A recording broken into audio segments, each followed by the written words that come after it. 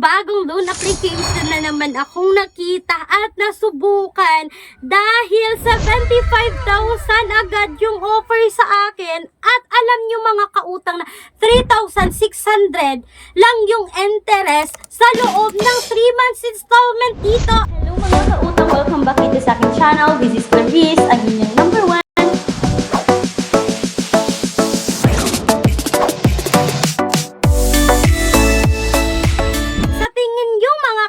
Legit kaya yung 75,000 pesos? At yan yung i-legit check natin dahil sinubukan ko talagang utangan ang loan application na to at tumatanggap sila dito ng driver's license, UMID, SSS, health card o PhilHealth ID mga kautang, pwede tin ID, passport, driver's license at postal ID. So ang daming mga valid IDs na pagpipilian dito. So mga kautang, itong loan application na ito is kailangan yung i-install, kailangan yung i-download. So kung ayaw nyong mag-install, ayaw nyong mag-download kasi nga nakukuha at na-access nila yung phones natin, may mga alternatives tayo na makikita sa description box or sa pinned comment section ng video na ito. At makikita nyo talaga na 75,000 na ang offer. Pero alam naman natin mga kautang na hindi talaga legit na 75,000 yung makukuha natin dahil ito lamang po ay credit limit or makikita o matatawag natin na advertised features ng loan application. So sinubukan ko pa rin siya mga kautang, no, pag-uusapan natin si Magic Peso na makikita sa App Store. Wala po ito sa Google Play Store mga kautang. So eto na nga, no, excited ako dito sa loan details dahil makikita niyo talaga mga kautang na 75,000 interest rate is 3,600, walang service fee at walang other fee mga kautang. At makikita nyo dito sa repayment plan, first bayad dito 26,200, sa second period mga kautang 26,200 at sa third period mga kautang same pa rin, no, 26,200. So mga kautang, aabot siya ng 78,600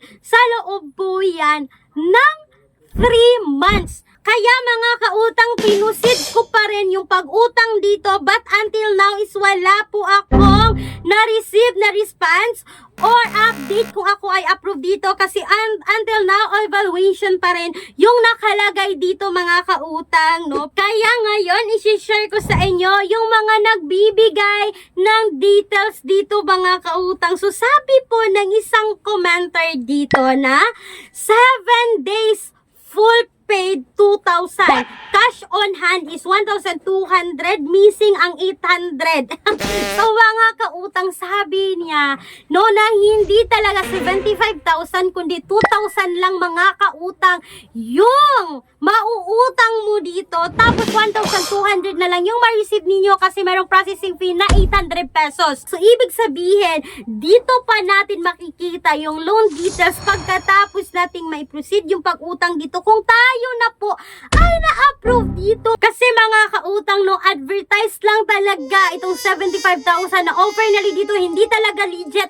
Kaya wag nyong subukan itong si Magic Peso, wag kayong magpapaniwala sa makikita nyo na 75,000 kasi hindi po at 7 days lang ito. Sa 2,000, 1,200 na lang yung ma-receive at 800 yung processing fee nila dito mga kautang. At hindi lang yan, no, meron pang nagsasabi na commenter dito na kahit hindi mo pa due is naniningil na itong si Magic Peso mga kautang, no, at nanghaharas na sa mga messages at pananakot mga kautang. Kaya big no si Magic Peso kahit tumatanggap pa ito ng health card o PhilHealth ID o anumang ID na meron sa inyo dyan like postal ID. Huwag nyo nang subukan, baka ma-auto-approve kayo dito at magsisi lang kayo sa huli sa loan application na to. So mga kautang, for me hindi recommended, kaya better na rin, no, na wala siya sa Google Play Store kasi hirap namang mag-access ng the App Store kung hindi mga iPhone